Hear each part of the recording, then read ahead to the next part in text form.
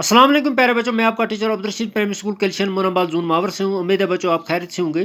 तो सबसे पहले आप अपनी सेहत का ख्याल रखिएगा, मास्क का इस्तेमाल कीजिए, सैनिटाइजर का इस्तेमाल बार बार कीजिए और एक दूसरे से तकरीबन 3 से 4 मीटर की दूरी बरकरार रखिए।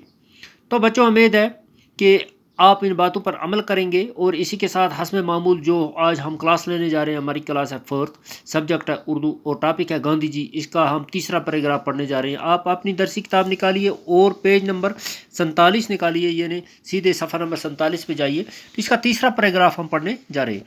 तो गांधी जी के बारे में आपने काफ़ी अच्छी तरह जानकारी हासिल की। गांधी जी हिंदुस्तान के एक बहुत बड़े अजीम रहनुमा थे। तो इन्होंने तालीम हासिल करने के सिलसिले में साउथ अफ्रीका, जो कि जनूबी अफ्रीका चले गए। तो वहाँ तालीम हासिल करने के बाद जब वापस आए तो हिंदुस्तान की आज़ादी की जदोजहद में हिस्सा लिया।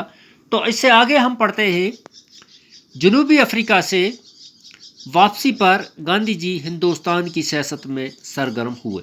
तो जनूबी अफ्रीका से वापस आने के बाद गांधी जी हिंदुस्तान की सियासत में सरगर्म हुए।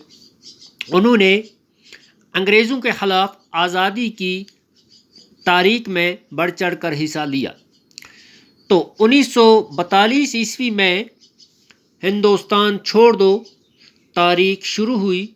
जबकि 1942 ईस्वी में जो कि हिंदुस्तान छोड़ दो तारीख शुरू हुई, अवाम ने आज़ादी के नारे में इनके साथ आवाज़ मिलाई, यानी सबसे पहले आवाज़ इन्होंने उठाई और सब अवाम ने आवाज़ मिलाई। बिल आखिर 1947 ईस्वी को हिंदुस्तान आज़ाद हुआ।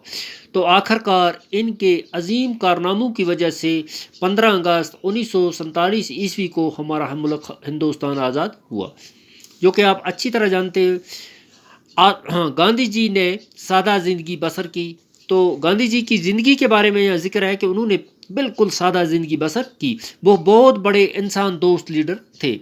वो फ़िरका परस्ती के नासूर के ख़िलाफ़ थे, यानी फ़िरका परस्ती के नासूर के ख़िलाफ़ थे।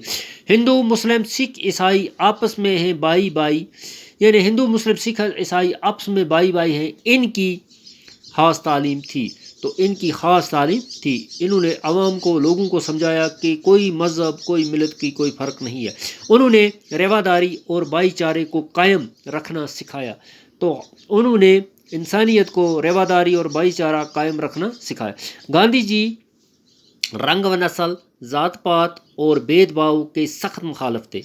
तो गांधी जी रंग व नस्ल, ज़ात पात के बिल्कुल मुखालिफ थे। उनका मानना था कि अगर गाँव खुशहाल होंगे तो मुल्क भी खुशहाल होगा। तो उन्होंने कहा कि अगर गांव खुशहाल होगा तो उसका मतलब है ये नहीं कि उसके साथ मुल्क भी खुशहाल हो सकता है। इसलिए उन्होंने गांव और मुल्क की तरक्की के लिए घरेलू दस्तकारियों पर जोर दिया। तो घरेलू दस्तकारियों यानी हाथ से काम करने को ज़्यादा तरजीह दी। चरखे को उन्होंने बड़ा रिवाज दिया। तो चरखा की तरफ उन्होंने बहुत ही, यानी चरखे की तरफ इशारा किया गया। हर घर में हर जगह आसानी से दस्तयाब हो सकता था। तो वो ख़ुद भी चरखे पर सूत काटते थे, यानी ख़ुद भी सूत काटते थे, सूत काट कर कपड़ा तैयार करते थे। तो इस तरह आवाम को भी उन्होंने सिखाया। 30 जनवरी 1948 ईस्वी में नथुराम गोडसे ने गांधी जी को उस वक़्त गोली मार दी जब वो इबादत करने की तैयारी कर रहे थे। तो नथुराम गोडसे ने गांधी जी को, एक अजीम बड़े लीडर को, गोली मार दी जब वो इबादत की तैयारी कर रहे थे। इस तरह हमारा मुल्क एक बड़े रहनुमा से मारूम हो गया। तो इस तरह हमारा मुल्क एक बड़े रहनुमा से मारूम हो गया। तो मेरे बच्चों आपको अच्छी तरह यहाँ तक समझ आ गई होगी। इंशाल्लाह इससे आगे हम इसके अब कुछ सवाल कल करेंगे। तो कल तक के लिए खुदा हाफ़िज़।